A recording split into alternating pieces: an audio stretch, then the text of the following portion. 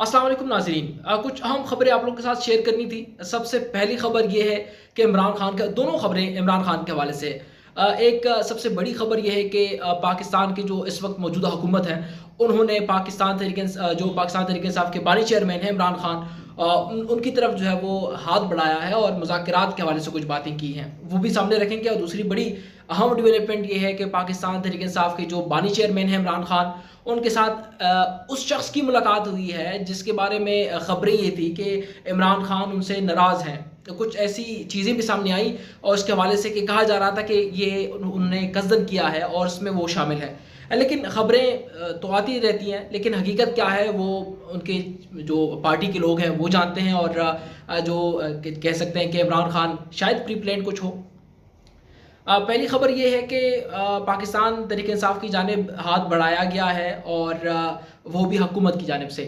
जो वज़ीर-ए-आज़म शहबाज शरीफ के जो मुशीर हैं, उन्होंने राना सनाउल्लाह का कई बार कई इंटरव्यूज़ में जो live show on the record on air उन्होंने बोला है कि हम पाकिस्तान तहरीक इंसाफ के साथ मुज़ाकरात के लिए तैयार हैं। जब उनसे सवाल किया गया कि मुज़ाकरात तो सिर्फ वो अगर होगा तो इमरान खान ही करेंगे, तो क्या आप लोग उनको मुज़ाकरात के लिए उनसे ज़मानत पर रिहा करेंगे फिर मुज़ाकरात करेंगे?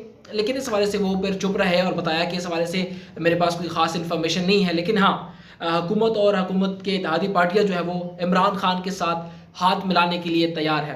याद रहे कि कई बार इस तजवीज़ को या इस मुज़ाकरात के हवाले से बातों को पाकिस्तान तहरीक इंसाफ के जो बानी चेयरमैन इमरान खान, उन्होंने रिजेक्ट किया था। और अभी भी वो डट के खड़े हैं और कह रहे हैं कि मैं किसी भी सूरत हाल पर, किसी भी सूरत जो है वो इनके साथ मुज़ाकरात नहीं करूँगा।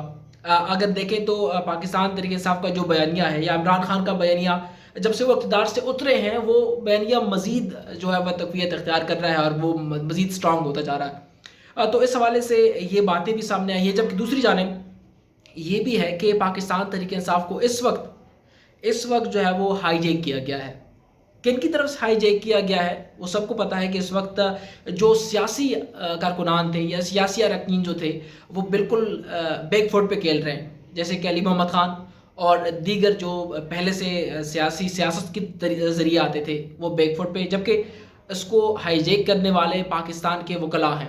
अगर आप लोग देखें बाजौड़ में जो कुछ हुआ, रेहान ज़ैब के हवाले से उनको टिकट नहीं दिया गया, हालांकि कहा यही जा रहा था कि उनको टिकट देना भी चाहिए। और शेर अफजल मरवत अलग एक पार्टी बन गया एक किस्म का, क्योंकि उनके पास अवामी रद्द-ए-अमल, अवामी पावर जो है वो काफ़ी ज़्यादा है, अवाम उनके साथ खड़ी है।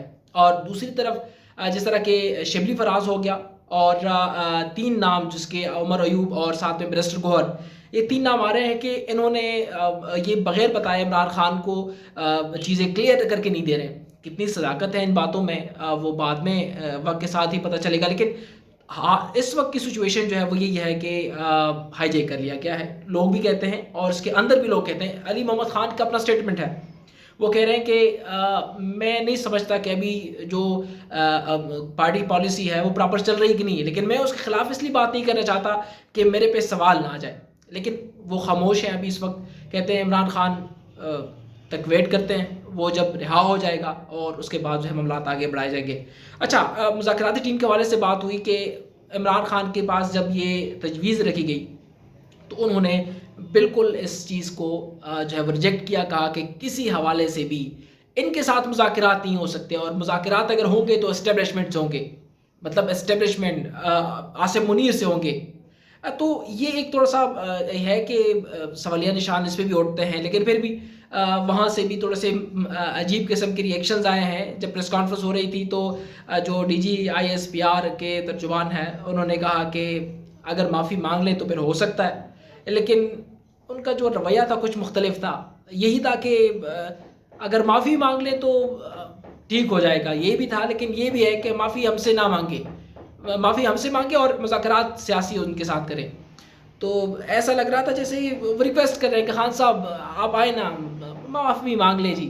लेकिन ये तासुर जो है वो सोशल मीडिया पे ज़्यादा जो है वो वायरल हो रहा है। दूसरी बड़ी डेवलपमेंट यही है कि पाकिस्तान के जो साबिक सदर हैं आरिफ अलवी साहब, वो वहाँ पर गए, वो बयान कर रहे हैं। और उन्होंने ट्वीट किया, ट्वीट में उन्होंने ये लिखा है कि जब मैं गया वहाँ पर तो वहाँ पर मैंने, क्योंकि दीवार शीशा जो है वो लगा हुआ है आजकल, اور سیکورٹی کافی سخت ہے. تو جب میں ملا تو میں نے ان کو کہا کہ عارف علوی، ڈاکٹر عارف علوی آپ کے سامنے ہیں. تو انہوں نے کہا کہ خوش آمدید، ویلکم، آپ کے سامنے قیدی نمبر 804 کڑا ہے.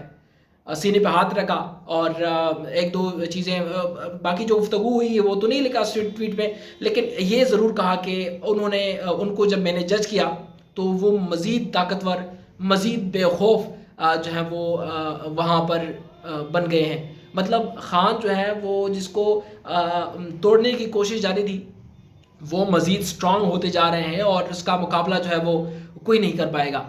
یہ صرف ڈاکٹر عارف علوی کی طرف سے نہیں ہے، بلکہ کئی لوگ جو ہیں وہ صحافی بھی یہ کہتے ہیں کہ وہ پر اعتماد دیکھتا ہے. وہ اس سچویشن میں ایسا دیکھتا ہے کہ انہیں کوئی ایشو نہیں ہے.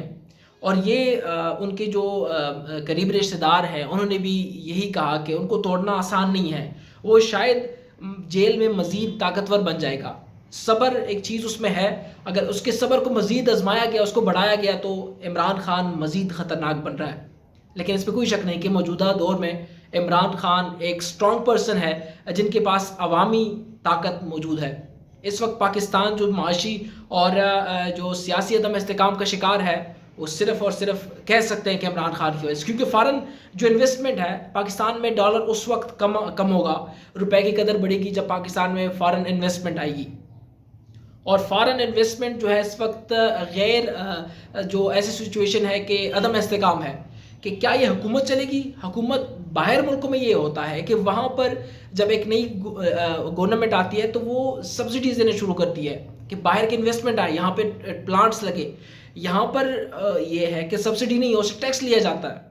تو جب آپ کے ملک میں کوئی پالیسیز نہیں ہوتی، آپ کے ملک کے اندر سیاسی عدم استحکام ہوتا ہے، تو کوئی بھی جو وہ ہے ایک پلانٹ ہے یا کہہ سکتے ہیں ایک پراپر کمپنی ہے جیسے کہ ٹویوٹا ہو گیا اور دیگر بڑے بڑے جو کمپنیز ہیں وہ یہاں پر سٹے نہیں کر پاتی. آپ لوگوں نے دیکھا کہ گزشتہ کئی مہینوں میں کئی پلانٹس جو ہیں وہ بند ہو چکے ہیں. تو اس وجہ سے مسائل مزید بڑھتے چلے جاتے ہیں.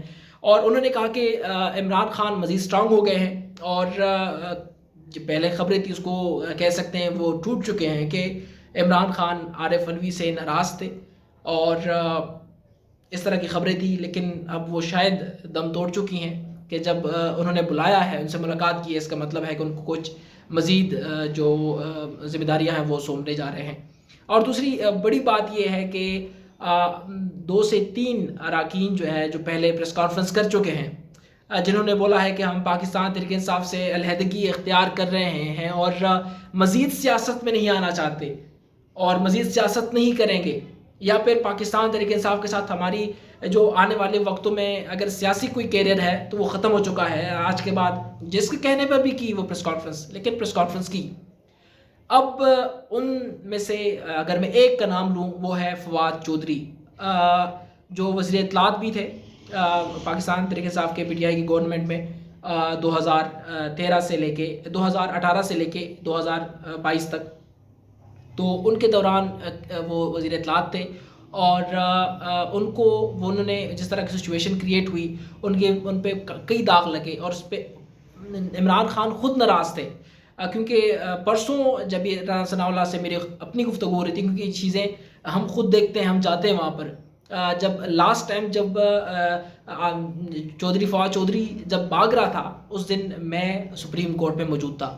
واقعی وہ کافی عجیب تھا اور وہ سانس نہیں لے پا رہا تھا اور جس طرح پولیس سے بھاگ رہا تھا. تو عمران خان کا کافی سخت رد عمل اس پہ آیا کہ ان کو اس طرح نہیں کرنا چاہیے تھا، اور دیگر بھی ایسے بیانات دیے جس پہ عمران خان ناراض ہوئے. لیکن اب کیونکہ عمران خان یہ کہہ رہے ہیں کہ فواد چودھری اور دیگر لوگوں کو ہو سکتا ہے، کل بھی انکشاف ہوا، ایک خبر سامنے آئی کہ فواد چودھری کو دوبارہ سے کوئی اہم عہدے جو ہے وہ سونپنے جا رہا ہے عمران خان. تو آنے والے وقت میں پتہ چلے گا کہ کیا کچھ ہونے جا رہا ہے. اور اب تک کے لیے یہ 2 بڑی خبریں پاکستان تحریک انصاف کے حوالے سے، قیدی نمبر 804 کے حوالے سے یہ تھیں. باقی جس طرح ڈیٹیلز آئیں گی، جس طرح خبریں آئیں گی آپ لوگوں کے ساتھ شیئر کروں گا. مجھے دیجیے گا اجازت. اللہ نگہبان. پاکستان زندہ باد.